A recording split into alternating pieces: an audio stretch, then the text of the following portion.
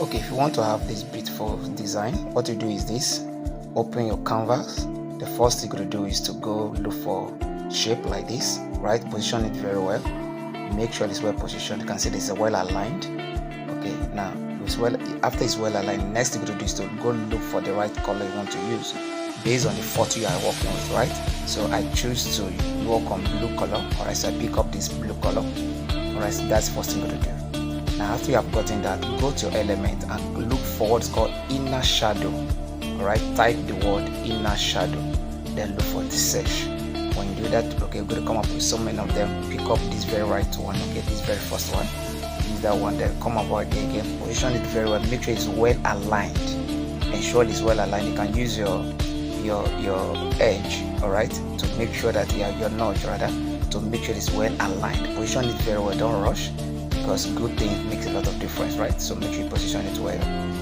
Alright, so that is it. You can see that it is well aligned at this point in time.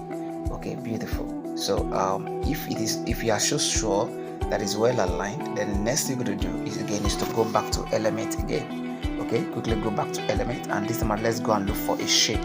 So go to the frames, go to the frame section, yeah, and then open them all, and then just scroll down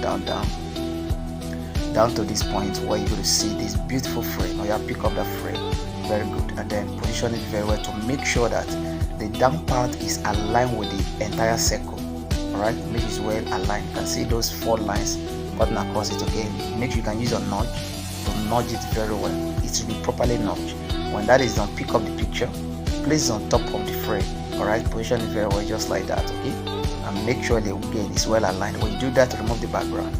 Just simply remove the background. When the background is gone, you're going to have this kind of format, wonderful stuff. Put a name as you desire, right? Based on the kind of DP you are doing. It's actually DP for social media stuff, right? Okay, display picture. So make sure it's well aligned again. After you have done with the name, all right. Okay, pick the right what do you call it, font. Okay, after you have done that, then of course go and look for decorative line. All right, get a very beautiful decorative line. As I have looked for it, okay, it depends on your taste.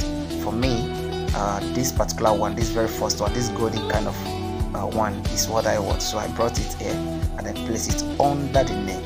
Okay, well, make sure you position it very well.